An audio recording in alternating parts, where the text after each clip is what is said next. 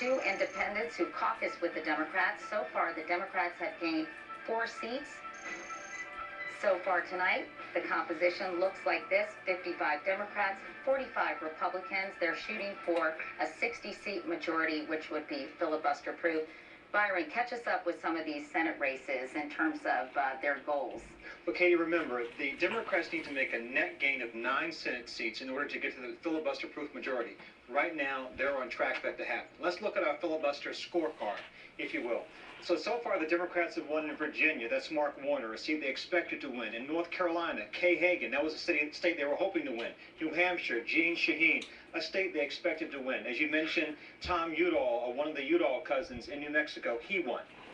So, Katie, right now, the Democrats are moving in the direction they want to go in. They need 5 more states to pick up, and it's possible. Let's talk about 2 very competitive races that we haven't really had much time, Byron, to chat about yet tonight. That is in the state of Georgia, where incumbent Senator Saxby Chambliss is running against State Rep Jim Martin. Saxby Chambliss came in on 2002, riding President Bush's coattails in a way because he was extremely popular. Absolutely. And he ran quite a negative campaign against Max Cleland, who is a Vietnam vet, and he lost 3 limbs in Vietnam. And Saxby Chambliss said Max Cleland wasn't strong enough on national security, and that really rankled a lot of Democrats. Oh, it did. Even some Republicans thought he went too far with that criticism.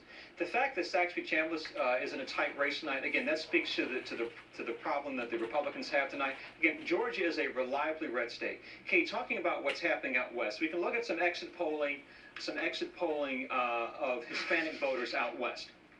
In New Mexico, in 2002, Hispanics made up 32% of the vote. Look at it tonight. It's up to 40%.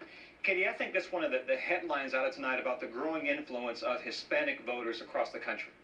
All right, Byron Pitts. Byron, thanks very much. We want to go back to Cynthia Bowers, who's in a sea of people in Chicago tonight. Cynthia, tell us about the mood of that crowd, which must be pretty jubilant at this point. Yeah, the crowd is going pretty crazy, Katie, and you can see around me, people are still filing in here. There's only 70,000 allowed into this place, so the crowds have to be backing up way outside into the city. Police were told no taking time off during this period. You're working a 12-hour shift. Everyone's on duty to make sure things go smoothly. I've got a woman here who has an interesting story to tell. Her name is Rosa. You have a son who's serving in Iraq. Yes, I do. And how do you feel about Obama, and why are you here to support him?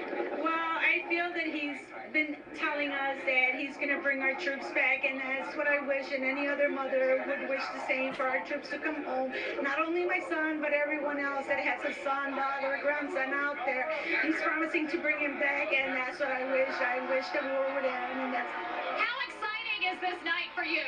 Very exciting, very exciting. I'm hoping that everything goes well tonight, and hoping that our troops will be there. And I bet you wish your son were home with you.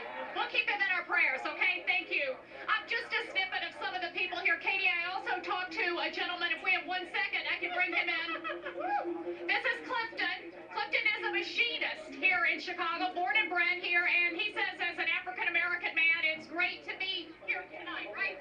Absolutely. It's really exciting. Okay, well, great. I hope you have a great time. Back to you, Katie. All right, Cynthia Bowers, thank you so much in Chicago for us tonight. Let's go to David Axelrod now. He's the chief strategist for the Obama campaign. Nice to see you, David Axelrod. Hey, Katie. How you doing? I'm good, thank you. Obviously, Pennsylvania was a very important state for John McCain. He wanted to flip it into the Republican column. Why do you think he wasn't successful in the state of Pennsylvania?